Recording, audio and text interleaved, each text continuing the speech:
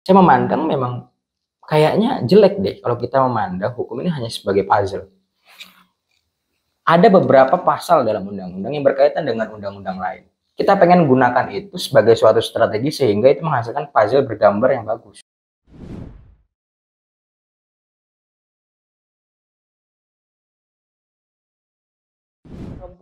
Saya memandang memang kayaknya jelek deh kalau kita memandang hukum ini hanya sebagai puzzle. Ada beberapa pasal dalam undang-undang yang berkaitan dengan undang-undang lain. Kita pengen gunakan itu sebagai suatu strategi sehingga itu menghasilkan puzzle bergambar yang bagus. Nah, kalau secara pandangnya memang seperti itu, menurut saya memang itu akan pintar. Tapi kendalanya itu malah terkesan seperti memanfaatkan hukum, memanfaatkan kekosongan hukumnya, memanfaatkan konflik apa yang ada di undang-undang ini dengan undang-undang lain.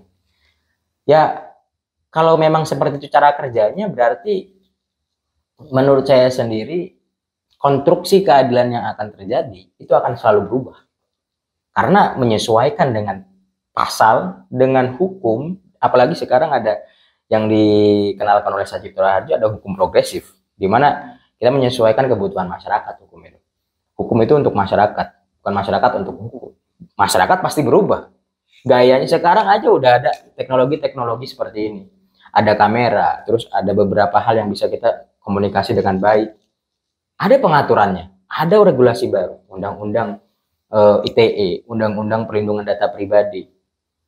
Dan akhirnya makna keadilan pun pasti akan berbeda besok-besoknya. Berarti jadinya itu hukum itu menyesuaikan dengan masyarakat juga gitu. Menyesuaikan dengan masyarakat. Itu menurut pandangan hukum progresif. Akan berbeda tentunya kalau kita akan menilai dengan yang kontranya. Ada yang kontranya juga. Ada juga kontranya. Ada. Itu biasa diperdebatkan oleh Prof. Peter, salah satu guru besar yang ada di Universitas Airlangga. Dia mengatakan, ya hukum itu sudah progresif dari dulu, kenapa kok ada, kenapa baru diprogresifkan sekarang, dari dulu aja udah progresif gitu. Cuma menurut saya itu perdebatan yang baik lah. Dalam hal ini kan memang secara akademisi. Dan jadi ya kita harus menilai bahwa keadilan itu bisa aja berubah, akan tetapi kita memperjuangkan keadilannya tidak boleh berubah.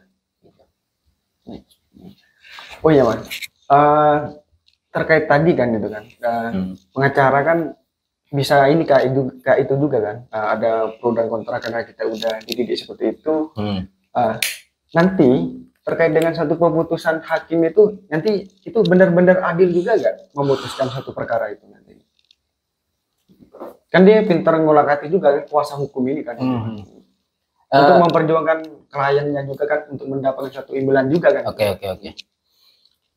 Akankah hakim memutus dengan adil? Gini, itu kan ranah kita sebagai advokat. Saat saya tadi bicara puzzle, bagaimana caranya menyusun strategi. Kalau menurut saya itu orang yang bertengkar saat di persidangannya aja, antara jaksa dengan advokat. Jadi kalau saat di pidana itu kan nanti yang battle itu yang versus-verusan antara penuntut umum sama penasihat hukum, antara advokat sama jaksa.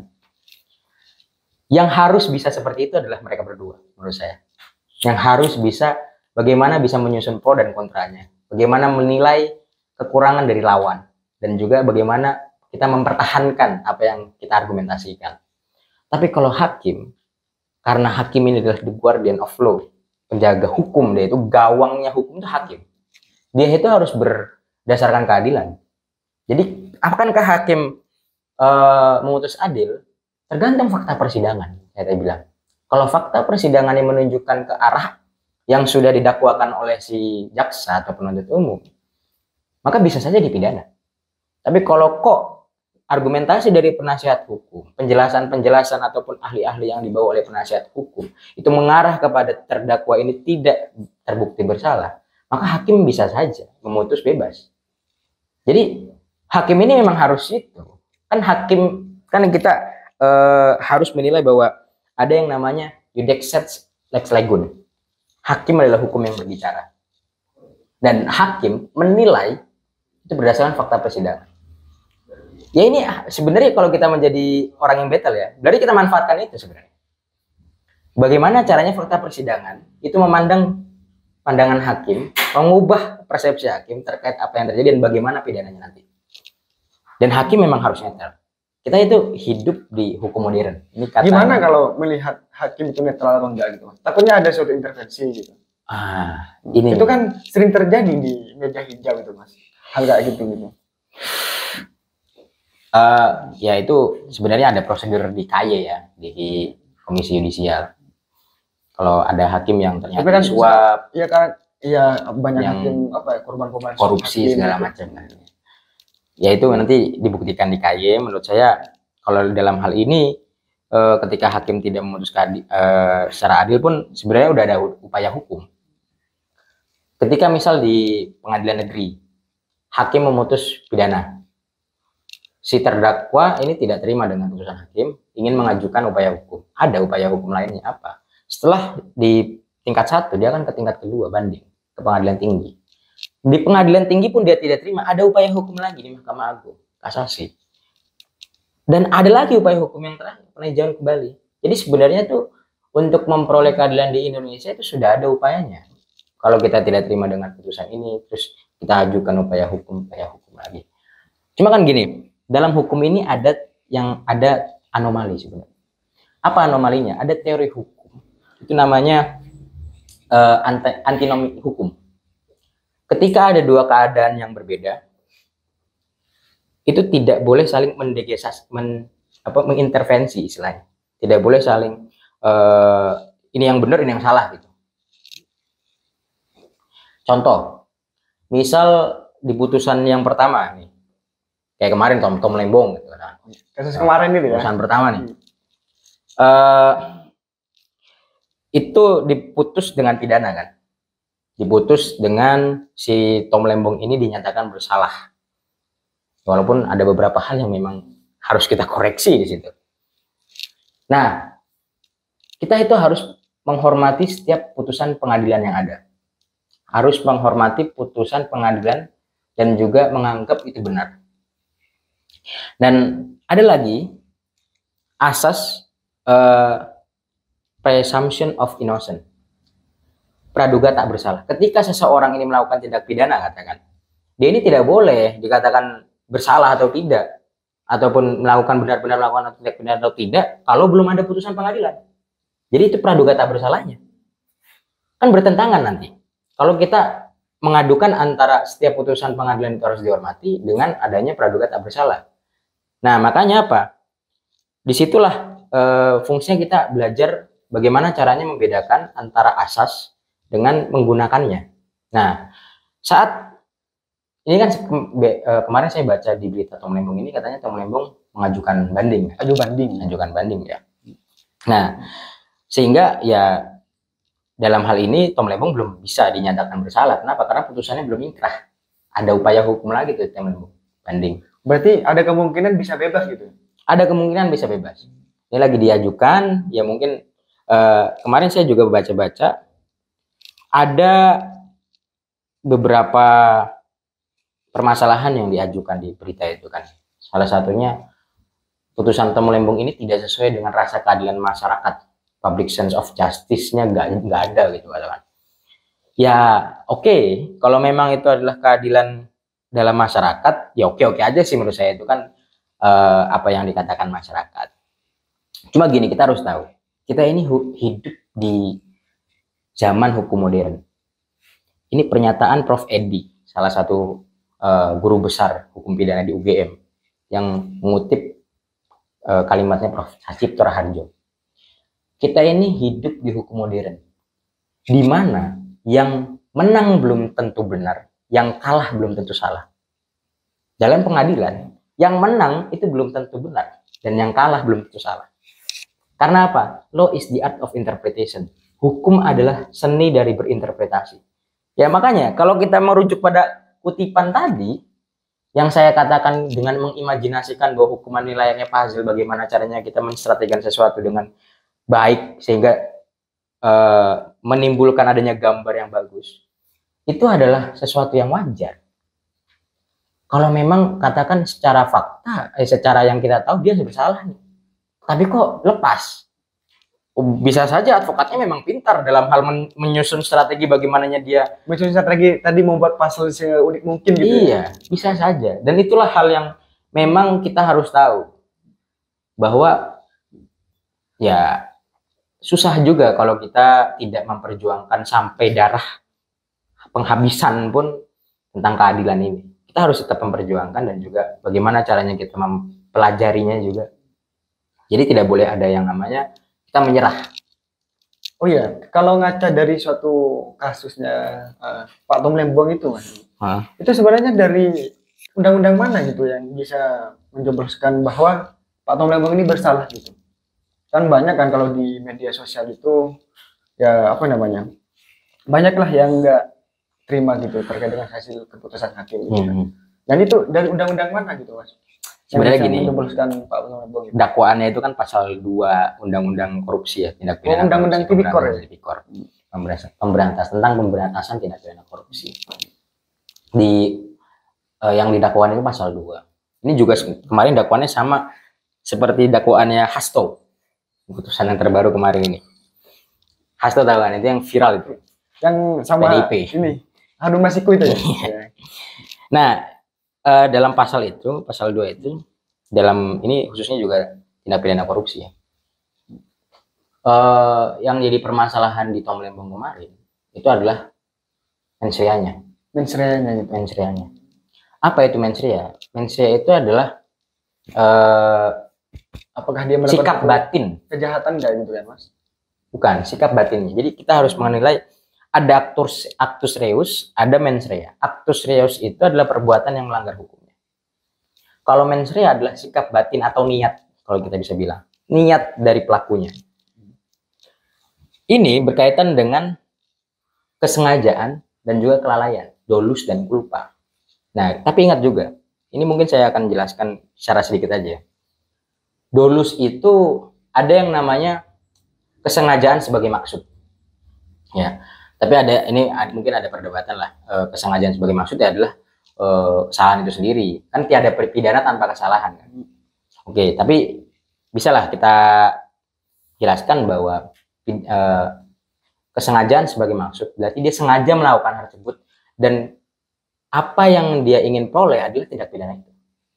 Nah, terus yang kedua, kesengajaan sebagai kepastian. Tujuan akhirnya itu beda. Tujuan akhirnya katakan A. Tapi di tengah-tengah perjalanannya dia untuk mencapai tujuan A ini, itu pasti akan melakukan tindak pidana. Nah, itu kesengajaan sebagai maksud. Kesengajaan sebagai kepastian. Di situ pasti tuh. Ya. Terus yang ketiga, itu ada kesengajaan sebagai kemungkinan. Tujuannya A. Ya. Di tengah-tengah perjalanan, dia ini memperkirakan akan ada atau tidaknya tindak pidana. Nah, itu kesengajaan sebagai kemungkinan. Ya, kemungkinan aja di pertengahan jalan ini akan ada tindak pidana, kemungkinan aja enggak. Tapi tetap aja masuk ke unsur subjektif kesengajaan. Nah, itu yang dolus. Yang culpa ini kelalaian. Kelalaian ada 2. Ada yang kelalaian berat, ada yang kelalaian ringan. Kelalaian berat itu berarti dia lalai atas sesuatu itu dan itu memang memberatkan, tindak pidana itu memang berat. Kalau yang ringan ini bisa aja enggak, bisa aja iya ini tindak pidananya. Nah, sehingga dalam korupsi, setahu saya ini mensrea yang memang harus ada itu adalah kesengajaan, dolusnya. Dan bahkan di putusan Tom Lembong, hakim itu mengetahui tidak ada mensreanya, ya, secara jelas itu. Tapi kenapa masih diputus pidana? Dan hal yang paling mencurigakan adalah saat saya baca putusannya itu dan mendengar putusannya, alasan pemberat. Jadi di saat hakim menjatuhkan pidana pasti ada alasan pemberatnya, ada alasan peringannya. Yang paling tidak masuk akal adalah alasan pembenarnya. Nomor 1, bahwa Tom Lembong ini adalah pejabat yang terkesan, ada kata-kata terkesannya loh itu di putusan itu. Padahal kan dalam hukum itu tidak boleh ada yang sedikit-sedikit benar, sedikit-sedikit salah kan. Ini kata-katanya terkesan masih terkesan kayak duga gitu. Itu yang pertama yang saya kritisi, terkesan. Terus yang terkesannya dia itu menggunakan sistem ekonomi kapitalis gitu. Seharusnya menggunakan ekonomi Pancasilais. Gini. Bahkan Prof Mahfud ini menilai gini. Antara kapitalis ya dengan yang lain-lain tentang sistem ekonomi itu kan ide ya. Itu masih ide, dia belum norma. Kenapa belum dijadikan normal gitu ya? Iya, kenapa dijadikan sebagai alasan pemberat? Seharusnya kalau itu sebagai alasan pemberat, semua koruptor ya Itu yang bisa ada kena di semua Indonesia itu. ini, ketika dia melakukan tindak pidana korupsi yang berkaitan dengan kekayaan negara itu, dan dia menggunakan sistem kapitalis saat dia menjalankan tugasnya, diperberat. Hati-hati malah setiap koruptor ini. Pejabat-pejabatnya sekarang harusnya hati-hati. Ya, cuma secara argumentasi hukum saya nggak masuk ini. Kenapa kok belajar? Saya banyak baca buku argumentasi hukum yang bisa dikatakan. Cuma karena menilai alasan pemberat ini adalah karena dia kapitalis. Anda kanan, saya kiri. Saya nggak terima dengan kanan. Saya juga nggak terima dengan kiri. Saya ekonomi Pancasilais. Anda akan saya perberat. Itu nggak masuk saya. Oh ya, kalau dari Mas Alwi sendiri itu ada apakah itu bentuk kriminalisasi atau politisasi, Mas? Kalau saya tetap mengharapkan bahwa pengadilan di Indonesia ini masih menjunjung tinggi atas nama keadilan ya. Jadi saya masih berprasangka baik lah ke pengadilan bahwa ini adalah memang untuk keadilan. Cuma karena kita lihat putusannya, saya ingin mengkritik ini nggak bisa ini. Untung ada upaya hukum kan, makanya itu saya harap nanti mungkin dibanding ada putusan yang lebih adil. Oh ya, ini akhir-akhir ini ada ini juga sih Mas. Di Indonesia ini khususnya di negeri kita ini, itu ada suatu ini krisis hakim juga gitu. Itu disampaikan di Litbang Kompas bahwa di Indonesia ini di pengadilannya ini itu krisis hakim. Karena kenapa? Itu dari suatu tingkat dari pengadilan tingkat A dan tingkat B itu mengalami suatu krisis juga Mas.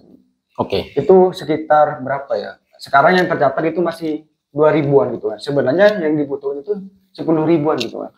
Apakah itu nanti mempengaruhi juga itu kan ketika kita hakim itu memutuskan suatu keadilan juga karena kelalaian gimana gitu. Karena perkaranya banyak yang masuk sehingga pengen selesai, ya itu ada tindak suap itu biar cepat selesai gitu perkaranya. Oke. Saya mau kembali ke tadi ya, ke argumentasi sebelum saya ini, sebelum masuk ke pertanyaan ini tadi.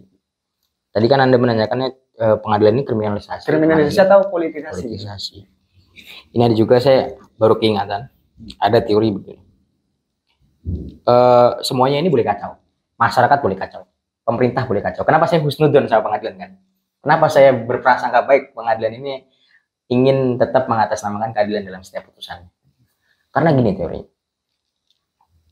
Masyarakat boleh kacau, pemerintah boleh kacau, yang tidak boleh ada pengadilan. Pengadilan harus tetap aman, damai, tentram, menjunjung tinggi keadilan. Karena apa? Karena setiap kasus yang akan dibawa, masyarakat kacau di bawah pengadilan, selesai. Pemerintah kacau di bawah pengadilan, selesai. Nah, sayangnya apa? Sayangnya hakim-hakim ini, ya karena kita membicarakan ini hakim juga adalah manusia ya.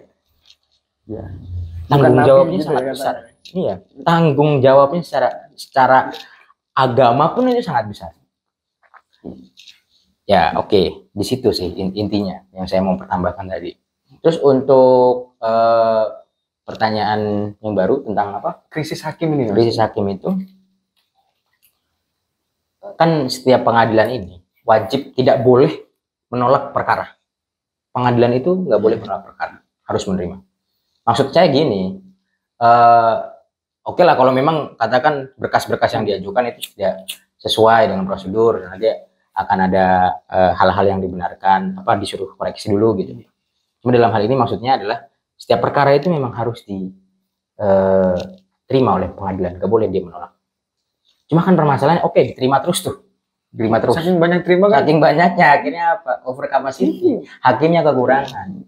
Sehingga apa? Perkara-perkara yang diajukan itu bertele-tele, lama banget prosesnya. Karena apa? Nunggu hakimnya ini ada sidang ini nih hakimnya, besok lagi deh. Oh nggak bisa, saya ada sidang lagi nih, ditunda-tunda. Ditunda-tunda gitu perkara ini. Iya, padahal harus kita ingat keadilan yang ditunda adalah ketidakadilan. Jadi kalau keadilannya ditunda, bentuk penundaan itu berarti ketidakadilan gitu ya. Disitulah permasalahannya.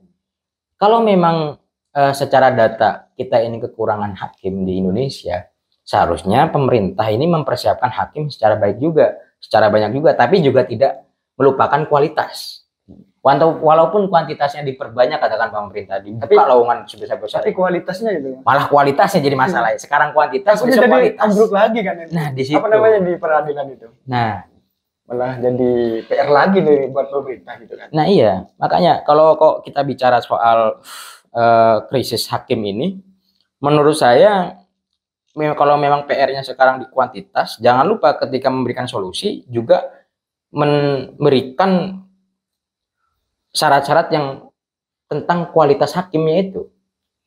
Jadi oke lah, kalau memang ini bagus, hakim-hakimnya bagus dimasukkan. Kalau tidak, ya diuji lagi. Tapi jangan lupa bahwa kita kan yang namanya PNS sekarang ya, ataupun pejabat-pejabat yang sekarang itu masih terkenal dengan sistem nepotisme. Jadi kalau bisa, harus bisa sebenarnya, harus bisa. Semua hakim itu bukan atas nama dia punya keluarga, atas nama dia punya keluarga yang ada di pemerintahan. Berarti dia nggak ada ordal-ordal. Nggak ada, seharusnya tidak boleh.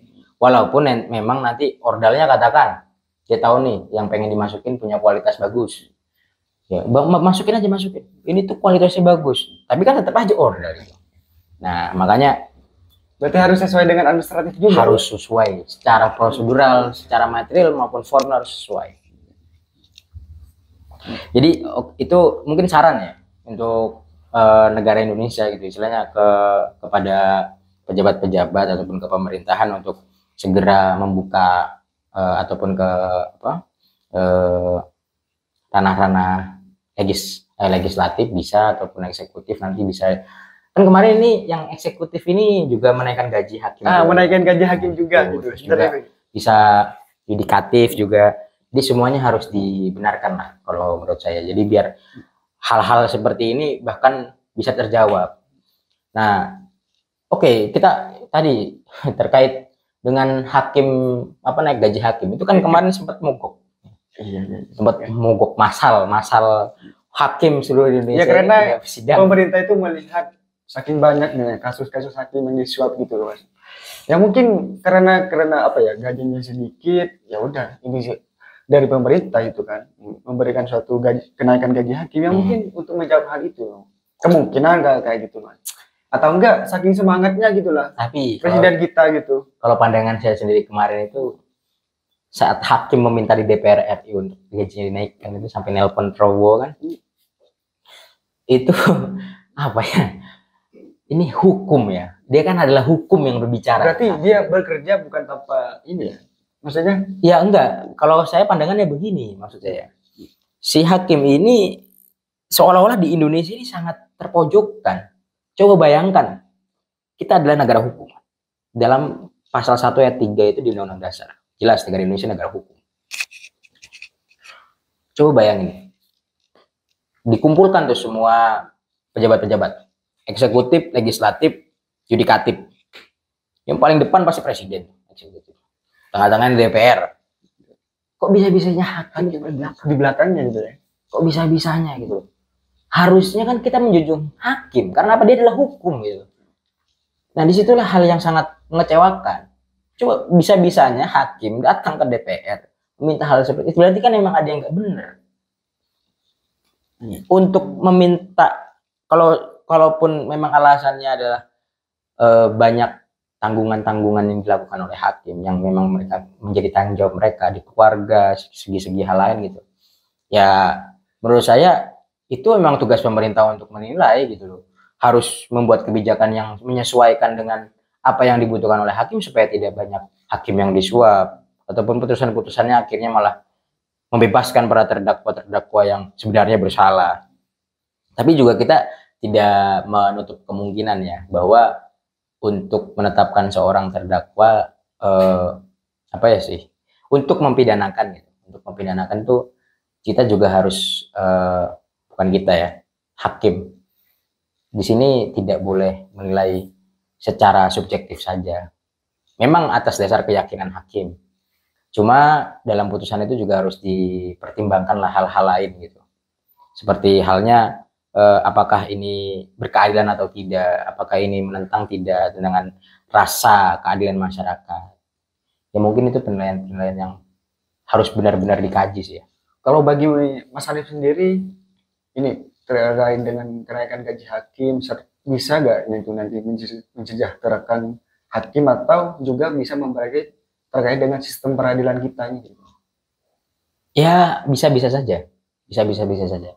Karena inilah yang menjadi, kalau dalam kriminologi itu kan kita belajar kenapa dia melakukan suatu tindak pidana. Katakan hakim disuap, dia kan bisa menggunakan kajian kriminologi. Oh ternyata ada biaya kehidupan yang kurang, sehingga ya masalah tersebut, biaya kurang tersebut harus dijawab persoalannya dengan apa? Naikkan gaji. Supaya apa? Supaya tidak disuap, supaya tidak gampang di iming-imingi apa gitu. Dan benar-benar memang darah sih. Saya pernah menonton film Sang Pengadil. Sang Pengadil. Itu film mana itu? Barat atau itu Indonesia? Mahkamah Agung langsung itu. Kalau nggak salah itu prosedurnya apa siapanya Mahkamah Agung gitu. Tapi itu ada lambang Mahkamah Agungnya saat nonton saya. Nggak saya lihat sih, nggak terlalu saya lihat pas itu. Di Sang Pengadil itu filmnya itu menceritakan tentang hakim yang perjuangannya itu sangat berdarah-darah. Bahkan bapaknya yang hakim terdahulu sebelumnya nih, jadi anaknya ini hakim, bapaknya dulu juga hakim. Bapaknya ini sampai bunuh diri. Bunuh diri karena dia pernah disuap. Untuk menutup, dia merasa bersalah, merasa bersalah, akhirnya tembak sendiri, diberikan pistolnya dari saudaranya. Saudaranya sebenarnya pengen datang bunuh dia, tapi karena si hakim ini merasa sebenarnya kan gue salah juga ya gitu. Sini pistolnya. Bahkan keluarga-keluarganya pun terancam dibunuh oleh mafia yang melakukan eksploitasi manusia. Maksud saya apa dari cerita itu? Mungkin yang saya ambil adalah saat menjadi hakim, nyawa pun memang harus menjadi taruhan untuk menegakkan keadilan. Begitu. Mungkin memang ya itu. Kalaupun nanti ada saudara-saudara gitu dari mahasiswa-mahasiswi yang akan menjadi hakim, jangan sampai takut mati hanya karena kita membela keadilan. Membela keadilan memang harus sampai pertaruhan nyawa. Bahkan ada asas itu fiat justitia quod caelum. Walaupun langit akan runtuh, keadilan harus tetap tegakkan. Ini dunia, langit runtuh. Keadilan, misal kita tahu nih meteor jatuh, kita persidangan. Keadilan tetap harus tegakkan. Walaupun kita tahu sejam lagi dunia ini kan hancur. Itu harus ditegakkan, tetap harus. Nggak boleh nggak. Itulah prinsipnya. Makanya hukum itu nggak pernah tidur gitu. Iya. Nggak pernah mati gitu.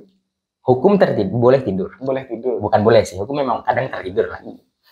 Hukum boleh kadang tertidur, tapi dia tidak mati. Tidak mati. Kalau bangunnya lama gimana? Nah itu kan menjadi PR kita nanti.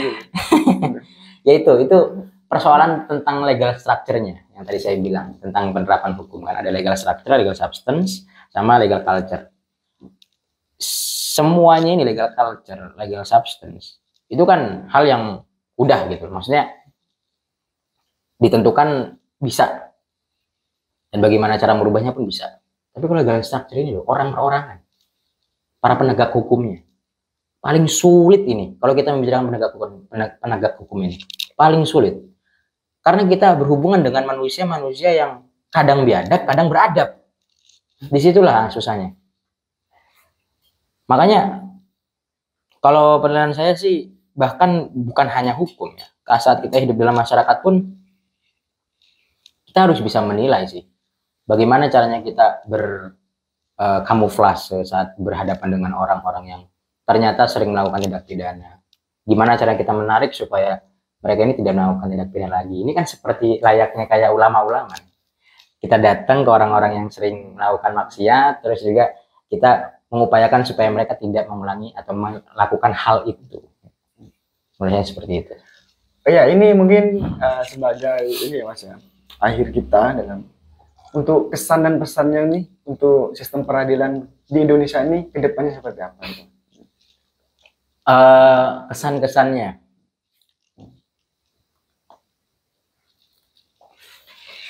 Gimana? Saking ini rumitnya terkait pengadilan kita, saking nggak bisa ini ya Mas, kita bayangkan gitu lah. saya mungkin akan kembali dengan kutipan, saya akan mengutip pendapat Prof. Sahetapi. Dia pernah bicara di ILC. Di ILC. Ngomongnya gini dia. Strafrecht is inrecht. Hukum pidana adalah hukum yang jelek. Hukum pidana, hukum. Kok bisa? Hukum pidana adalah hukum yang jelek karena keras, gitu kan. Tetapi bukan berarti ini dibiarkan dan tidak boleh dipegang orang-orang yang tidak bermoral. Karena sudah jelek, dipegang orang-orang yang tidak bermoral pula. Hancurlah sudah. Jadi saya memandang bahwa di ranah pengadilan manapun, entah pidana, perdata, tata negara, lain-lainnya, saya masih berkeyakinan Indonesia ini punya harapan untuk mengedepankan keadilan di setiap pengadilan-pengadilan yang ada. Saya ini bersifat harapan ya, bukan harapan, analisis. Tapi harapan semoga. Ya itulah perjuangan-perjuangan kita yang nanti akan mungkin Anda juga gitu sudah lulus ataupun saat ini juga memperjuangkan keadilan. Kita harus mempertaruhkan sesuatu. Kita nggak bisa memperjuangkan secara nol. Kita perjuangin aja tanpa mengorbankan sesuatu. Pasti ada pengorbanan. Entah keringat, entah darah, entah apapun itu. Oke, terima kasih Mas. Selamat nanti berjuang untuk mendapat satu keadilan di jalannya. Siap. Terima kasih atas waktunya, Mas. Sama-sama. Asik, nasional. Kayak menyenangkan ternyata ya.